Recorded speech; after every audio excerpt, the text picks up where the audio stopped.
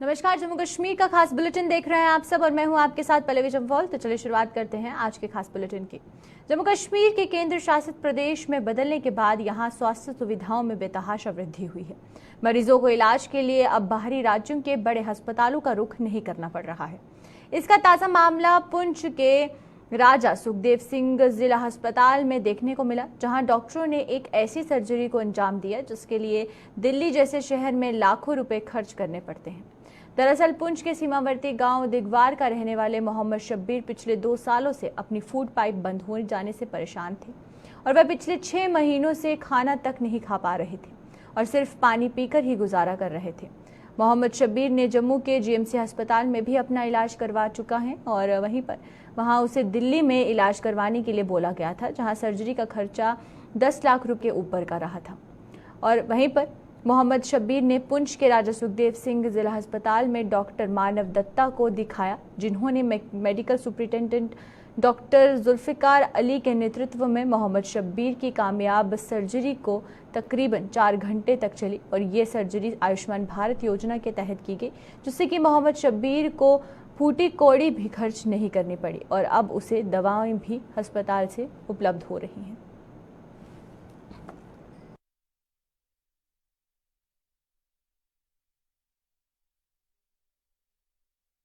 Forty years old male patient पर हमने ये सर्जरी की है। उसको पेशेंट को एक्लेजिया कार्डिया एक डिजीज़ थी जिसमें लोअर एंड ऑफ इसोफेगस, जिसको फूड पाइप कहते हैं, वो ब्लॉक हो गई थी। हमने लेप्रोस्कोपिकली अंडर आयुष्मान भारत योजना के तहत विदाउट एनी कॉस्ट पेशेंट की ये सर्जरी की और लगभग 4 आवर्स तक ये सर्जरी चली।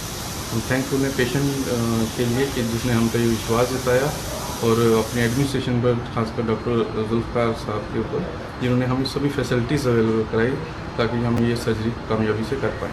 उसने पूरा अपना विश्वास सर्जन साहब पर जताया और सर्जन साहब ने भी ह्यूमन ट्रेनिंग ग्राउंड पर सोचकर उसकी हेल्प करते हुए ये ऑपरेशन किया यहाँ पर। हालांकि इस किस्म का बड़ा ऑपरेशन इससे पहले हमारे इस हॉस्पिटल में नहीं किसी ने इनिशिएटिव लिया। मैं उनको मुबारकबाद देता हूँ। एक गरीब इंसान को उन्होंने आज जो हमारे हॉस्पिटल में आयुष्मान भारत की फैसिलिटी चल रही है उसी के अंदर इसका ऑपरेशन किया। काफ़ी टाइम भी लगा इसको, क्योंकि एक बड़ा प्रोसीजर था ये। और मैं अपने सर्जन साहब पे, जो हमारा बेहोशी का डॉक्टर, जिन्हें 4 घंटे बंदे को बेहोश करके रखा, थिएटर की जितनी टीम है जिन्होंने उसके साथ कोऑपरेट किया और 4 घंटे में ये ऑपरेशन पूरा किया, उन सबको। उसके बाद 5-6 लाख 10 के करीब आप लेके जाओ। तो यहाँ पे आया, मैं डॉक्टर साहब को चेक करवाया, बोला सब डॉक्टर को चेक करवाया, दूसरे डॉक्टर को भी चेक करवाया, इनको भी चेक करवाया, बोला पर्ची मेरे पास है। बोला इनने बोला ऑपरेशन तेरा कर दूंगा, मगर ये बहुत मुश्किल का काम है। कुछ गारंटी आप भी चाहोगे, कुछ गारंटी मैं भी चाहूँगा तो हो जाएगा। बहुत बहुत शुक्रिया। मतलब पूरा फ्री ऑफ कॉस्ट सब कुछ फ्री है मेरे। इनने कुछ नहीं दिया कुछ। दवाई 1 रुपए की भी दवाई बाहर से नहीं खरीदी मैंने।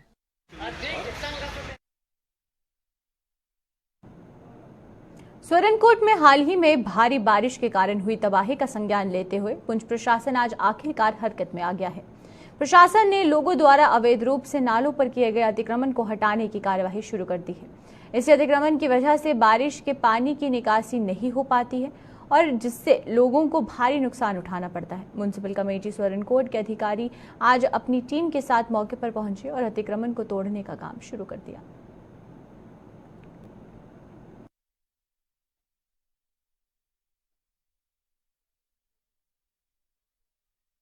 रिमूव करने के बाद ये जो जितना भी ड्रेनेज सिस्टम है ठीक हो सके। मगर मुझे एक बात की बड़ी तकलीफ होती है जब मैं देखता हूँ कि पूरी जो हमारी ये नाला जो है तो वो इनक्रोच किया हुआ है, तो हमें स्पेस नहीं है गाड़ी यहाँ अंदर लाने की, जिससे ये जो जितना भी है ये रिमूव किया जाए।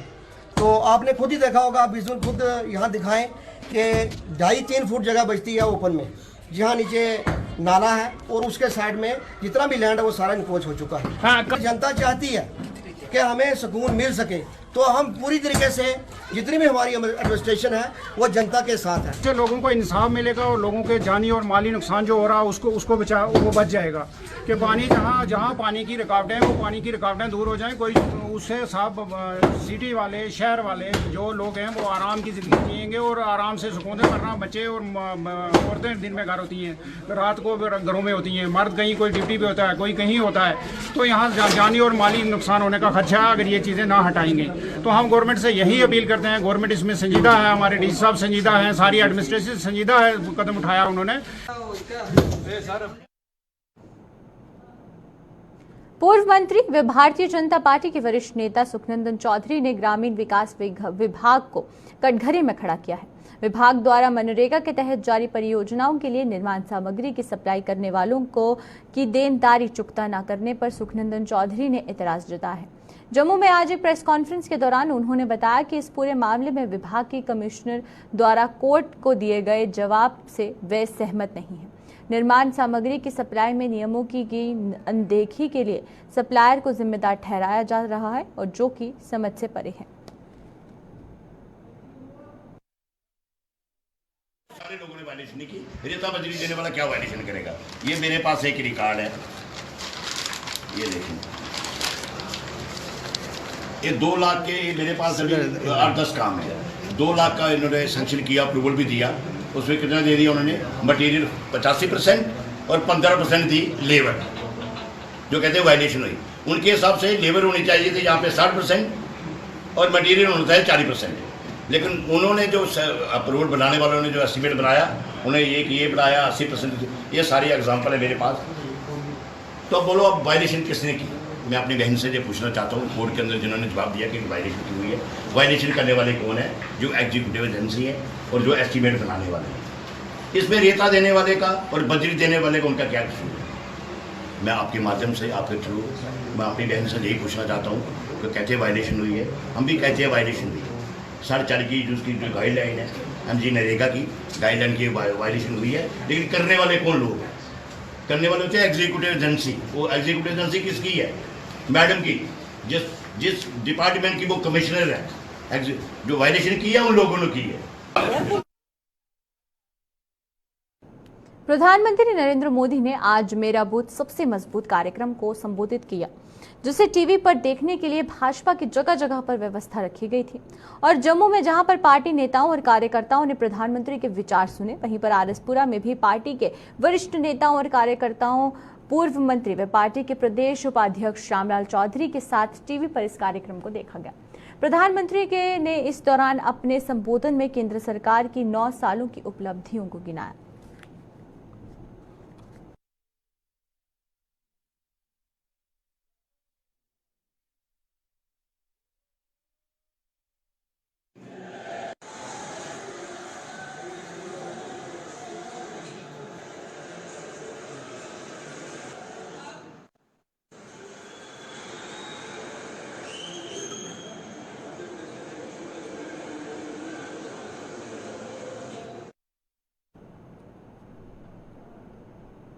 नियमित करने सहित अन्य मांगों को लेकर जल शक्ति, सिंचाई व बाढ़ नियंत्रण विभाग के डेलीवेजरों का प्रदर्शन जारी है। आज 319वें दिन भी इन विभागों के डेलीवेजरों ने नियमित करने की पॉलिसी बनाने और बकाया वेतन के भुगतान की मांग को लेकर जम्मू में प्रदर्शन किया। प्रदर्शन कर रहे डेलीवेजरों ने सरकार पर निशाना साधते हुए कहा कि एक और जम्मू में स्मार्ट सिटी परियोजनाएं जारी हैं और दूसरी ओर इसी स्मार्ट सिटी के लोगों को दुखी किया जा रहा है। उन्होंने चेतावनी दी है कि अगर उनकी मांगें पूरी नहीं हुई तो वो आगामी चुनावों में भाग नहीं लेंगे। आज 319 दिन हो गए यहाँ पे हमें धरना प्रदर्शन करते हुए।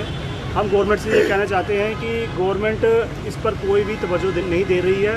हमें जहाँ तो इंसान नहीं समझती, इंसानियत के नाम पर कोई भी काम यहाँ पे हो नहीं रहे। स्मार्ट सिटी कहते हैं, हम स्मार्ट सिटी बना रहे हैं JNK को। स्मार्ट सिटी कैसे बनेगा जब जहाँ के अवाम, जहाँ के लोग जो हैं परेशान रहेंगे, वो स्मार्ट नहीं बनेंगे तो स्मार्ट सिटी कहाँ से, कौन देखेगा? तो हम ये कहना चाहते हैं कि जो इस वक्त डेली वेजर की स्थिति है वो बहुत ही दयनीय की तरह की है और सरकार इस वक्त कोई भी आंख खोल के उनको देखना नहीं चाहती है। लेकिन आने वाले दिनों में चुनाव का बिगुल भी बजने वाला है।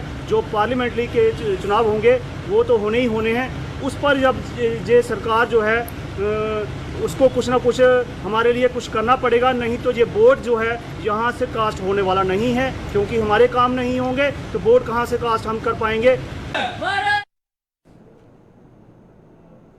कठुआ में चोरी की वारदातों का सिलसिला जारी है। चोरों ने पुलिस की नाकतले कस्बे के वार्ड नंबर 4 कृष्णा कॉलोनी में एक सूने मकान को निशाना बनाते हुए घर से नकदी और जेवरात पर हाथ साफ किया। चोरी की इस घटना की सूचना मिलते ही पुलिस ने मौके पर पहुंचकर तहकीकात को शुरू कर दिया।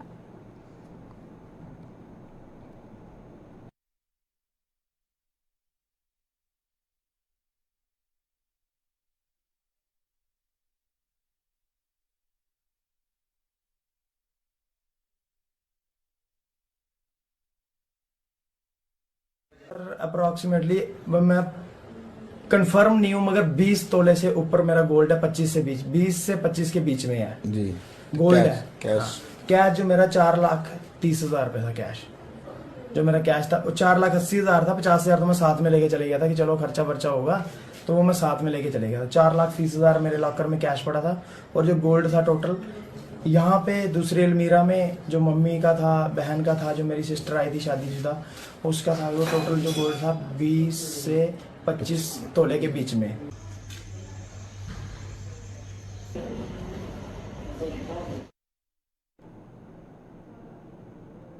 पुंछ की मंडी तहसील के डूनोगाम गांव में आज भालू द्वारा किए गए हमले में एक वृद्ध महिला बुरी तरह से जख्मी हो गई। इस महिला की पहचान 65 वर्षीय मजीदा बेगम के रूप में की गई है, जिसे मंडी में प्राथमिक उपचार देने के बाद पुंछ के जिला अस्पताल रेफर कर दिया गया।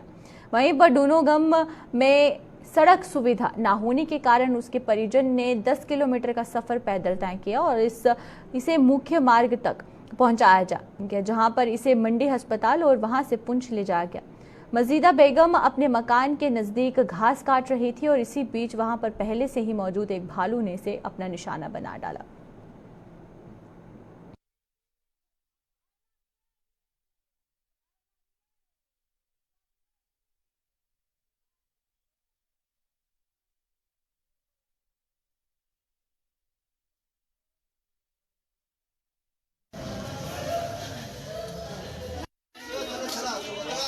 हमारे पास एक बेयर अटैक की लेडी आई है, ओल्ड लेडी है, 60 ईयर ओल्ड फीमेल, मजीदा बेगम इनका नाम है। डूनोगाम की रहने वाली है। पहले इनको मंडी हॉस्पिटल में अटेंड किया गया, वहाँ से रेफर होके ये इस टाइम यहाँ पे डिस्ट्रिक्ट हॉस्पिटल पहुँच गया। अभी क्या कंडीशन? स्टेबल है पेशेंट, और सर्जन ने देख भी लिया है, पेशेंट भी स्टेबल है। वहाँ पे हमें कोई गाड़ी भी नहीं है, कुछ भी नहीं है। ये तो खेत बाड़ी का काम कर रही थी, थोड़ा सा दूर गए थे घर से घास कटाई के लिए, तो वहाँ से इसने बालू अटैक कर गया है। तो तब भी थोड़ा मकान के नज़दीक के बच्चे थे, उन्होंने शोर उठाया वहाँ से, तो इतने में कुत्ता कहीं से आ गया, तो कुत्ते ने जब वो भगाया तो ये नीचे गिरी, तो इसका अटैक हुआ। वहाँ पे कोई गाड़ी भी नहीं थी, जिसकी वजह से हम इतना लेट यहाँ पहुँचे। तो हम मंडी आए, मंडी से ट्रेन में हमें पहुँच बुलाया, तो हम यहाँ पे आगे, हम गरीब खानदान से हैं सर, तो उधर कोई नहीं जाता है, तो ना उधर कोई फॉरेस्टर ना कुछ जाते हैं, जो मारने वाले थे वो छोड़ जाते हैं, लोगों को अटैक करते हैं, उधर कोई देखने वाला भी नहीं होता है, कोई किसी को खाए या फिर गरीब लोग हैं सर, ये कहाँ से लाए इतने, फिर इनका इलाज करवाएं सर।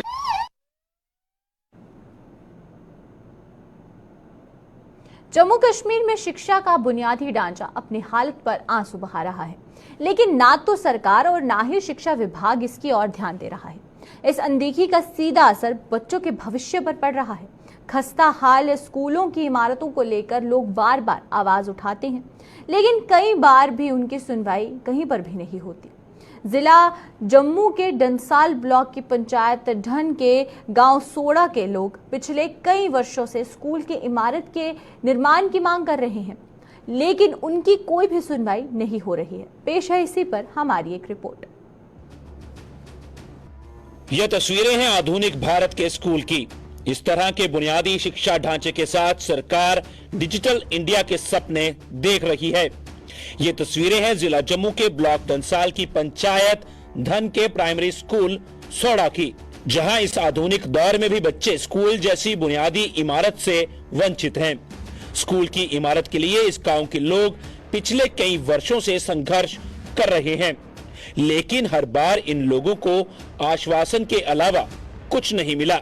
जिन्ने भी अफसर होंदे इ'यै गल्ल आखदे स्कूल बनावे, ना इत्थै टीचर है कोई, ना इत्थै किश है, ते हर बारी इ'यै आखिए जंदे भाई इत्थै तुसें एह् मिलग, असें कुछ नहीं मिलेआ, ना रोड इन्ने ने इत्थै कोई मुलाजम नहीं है, इत्त ग्रां च कोई मुलाजम हो अपना बच्चा जाइए दूगा स्कूल पढ़ावां, स्कूल देगे बिल्डिंग देगे, हर बारी इ'यै गल्ल बोलिए जंदे भाई अस तुसें दे चाहिए। बच्चे बर्बाद होआ दे इत्थै पढ़ने, जो भी है बिल्डिंग करने बच्चे, सारे बच्चे लोकें पुट्टुड़े, कोई जंदा छुड़ूड़ा, कोई सानू छुड़ूड़ा, ते एह् स्कूल बिल्डिंग असें बनाई हुई है, बर्बाद करना चाहती गौरमेंट का भी इ'यै रूल है भी इसी बर्बाद करो। असें छित्ती डेपुटेशन ले उड़े, सरपंच साहब ले उड़े, BDO आया, सब कुछ आया, जो भी आया। स्कूल प्रशासन ने बकायदा स्कूल की दीवार पर नोटिस चिपकाकर बच्चों और उनके अभिभावकों के साथ साथ ग्रामीणों को भी स्कूल के अनसेफ होने की जानकारी दी है। ग्रामीणों के मुताबिक स्कूल की इमारत के अनसेफ होने के कारण उनके बच्चों की शिक्षा बुरी तरह से प्रभावित हो रही है। जब भी बारिश होती है तो स्कूल टीचर द्वारा छुट्टी का ऐलान कर दिया जाता है। अस आपूं मना करी दिन्ने, मास्टर आखदे मैं नहीं पढ़ाने बच्चे, स्कूल डिग्गी आग किश होया मैं जिम्मेवार नहीं हूं। बच्चों के अभिभावकों ने शिक्षा विभाग के रवैये और बारिश के मौसम में स्कूल को बंद रखने की प्रक्रिया पर सवाल उठाए हैं।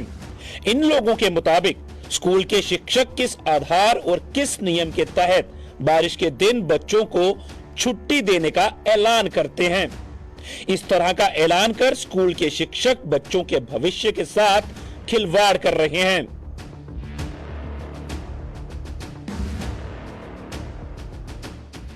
इधर मास्टर पुस्टर आए, उन्हें आख्या नहीं जल्द बारिश पवा तो छुट्टी करूनी, बारिश पवा छुट्टी करूनी, वो क्या मतलब है जरा छुट्टी करना? वो सलूशन होंदा जिले वो सलूशन है बच्चे वास्ते कि बारिश होते स्कूल नहीं आना, वो उगे बात सुनाने तुसें, वो कोई केड़े कानून च आया, केड़े सलूशन है वो जेड़े छुट्टी करूनी ने आज स्कूल बंद रखा? टीचर इनके कश नहीं। स्कूल की नई इमारत के लिए स्थानीय पंचायत के सदस्य और स्थानीय लोग लगातार शिक्षा विभाग और स्थानीय प्रशासन के कार्यालयों के चक्कर काट रहे हैं, लेकिन अभी तक गांव के स्कूल को नई इमारत नसीब नहीं हुई।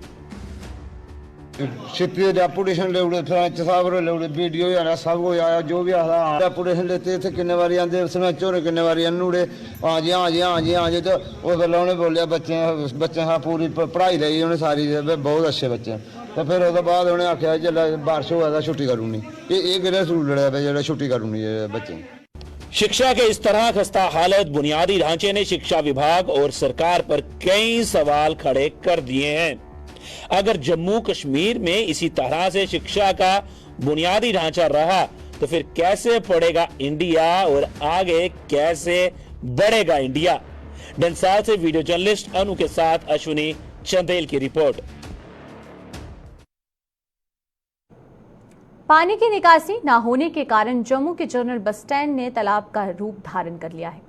बस स्टैंड में बारिश का पानी जमा होने से यहां दुकानदारों के साथ साथ यात्रियों को भी परेशानी का सामना करना पड़ रहा है। दुकानदारों ने बस स्टैंड में नाले के निर्माण कार्य पर सवाल उठाते हुए कहा कि इसके निर्माण के बावजूद पानी की निकासी की कोई व्यवस्था नहीं की गई, जिससे कि उन्हें अक्सर ऐसे हालात से दो चार होना पड़ता है। दुकानदारों के मुताबिक पानी जमा होने से यहां पर बस स्टैंड में बदबू फैल रही है और वहीं पर कई बीमारियां पनपने का भी अंदेशा बना हुआ है। उन्होंने जम्मू नगर निगम और JDA से जल्द बस यहां पर बारिश के पानी की निकासी की व्यवस्था करने और नाले के निर्माण कार्य की जांच करवाने का भी मांग की है। जो बस स्टैंड का नाला था, नाले के ऊपर उन्होंने लैंडर डाला है, बहुत अच्छा काम किया है, हमें बहुत खुशी है। मगर चलो काफ़ी सालों के बाद हुआ काम, हुआ तो सही, मगर अब ये नाले का जो बस स्टैंड के अंदर बारिश का पानी आता है उसकी निकासी के लिए उन्होंने कुछ नहीं सोचा है। और जो पानी वो देख लो इधर कितने छप्पर लगे हुए हैं, अभी बारिश बंद हो गई है तो अभी ये हाल है, जब बारिश होती है तो इतना पानी हो जाता है। तो मैं आपको वो भी हाल बताऊँगा, मगर आप ये सूरत हाल देख लीजिए, हमारे दुकानदारों को, पब्लिक को कितनी परेशानी हो रही है। जो बाहर से टूरिस्ट आते हैं, जब वो बस स्टैंड के अंदर आते हैं, जब जो देखते हैं इतना पानी है, वो कपड़े को उठाकर और नाक में, मुंह में रुमाल रख के जाते हैं नाक में, क्योंकि बदबू भी है, गंदगी भी है और पानी भी आप देख लो कितना खड़ा है। ऊपर से गर्मियों का मौसम है, अमरनाथ यात्रा आने वाली है, तो यात्री क्या सोचेंगे। और जो डेंगू का भी हमें खतरा है, क्योंकि गंदे पानी से, और जब पानी का जहाँ पर पानी रुका हुआ होता है मच्छर होता है, और किसी को मच्छर काटेगा, किसी को डेंगू हो जाएगा, इसका कौन जिम्मेदार है। बात ये है कि जब इन्होंने सीवरेज डिपार्टमेंट वालों ने ये नाला बनाया है, इसके ऊपर लेंटर भी डाल दिया है, साइडों में मोटी मोटी दीवारें दे के इसके ऊपर लेंटर डाला हुआ है, मगर इन्होंने ये नहीं सोचा कि जब बारिश होगी तो इसका पानी कहाँ जाएगा। ये तो एक लैप्स है बहुत बड़ा, इसकी डिपार्टमेंटल इंक्वायरी होनी चाहिए। ये एक बच्चा भी जानता है जब घर में कोई पानी रुक जाता है तो वो पानी परनाले से जाता है, जब कोई घर बनाता है तो पहले परनाला रखता है। इधर इतना बड़ा करोड़ों रुपए का ये काम किया है, साइडों पे दीवारें लगा दी है, तो निकासी का द्वार ही नहीं रखे इन्होंने। बारिश का पानी जहाँ पे इकट्ठा हो जाता है, आज देख रहे हो कि बारिश इतनी थी जहाँ पे घुटने घुटने वल तक ये पानी जहाँ पे इकट्ठा हो गया था, पानी का बाहर निकलने का रास्ता ही नहीं रहा। तो ये क्या सा सिस्टम है। क्या मेरे हिसाब से विभागीय डिपार्टमेंट की तरफ से, गवर्नमेंट की तरफ से इसकी इंक्वायरी होनी चाहिए। ये क्या किया है, 2-2 फुट की साइडों में मोटी दीवार लगा के और पानी का एक सुराख भी नहीं रखा पर पानी जहाँ से निकले। ये तो बहुत बड़ा लैप्स है, बहुत बड़ा लैप्स है। यहाँ पे इतना बड़ा लैप्स है तो ये डिपार्टमेंटल इंक्वायरी होनी चाहिए।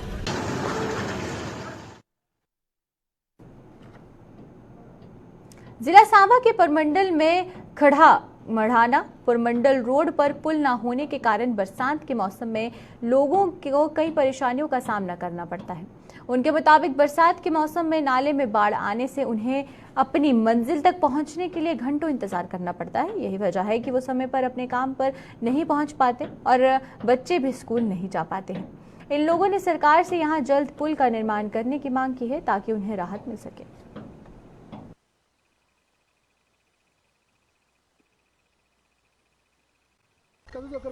बड़ी मुश्किल है इत्थे महाराज, इन्नी ज़्यादा भाई इत्थै गड्डियां रोकने पैंदियां 3-3 घंटे 4-4 घंटे आवां पता समझो 3 घंटे कोला ज़्यादा ते रुकने जेल्लै पानी आंदा जेल्लै बरसांती एह्दे पुल बनिया सब तो बेहतर है, जल्दी कोला जल्दी बनिया ते अच्छी गल्ल है।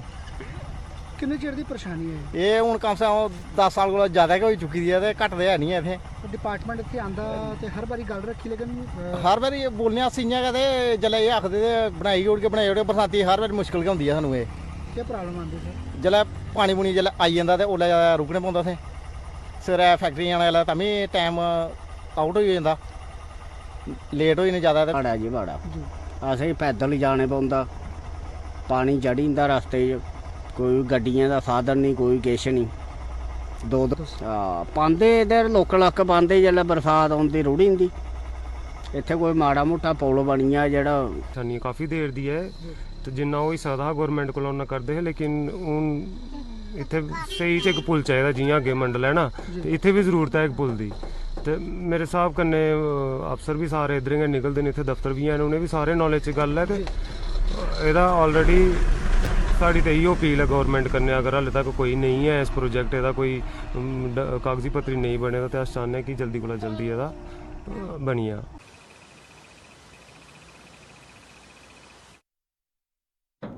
चलिए अब तक के जम्मू कश्मीर के खास बुलेटिन में फिलहाल इतना ही। मुझे दीजिए इजाजत, नमस्कार।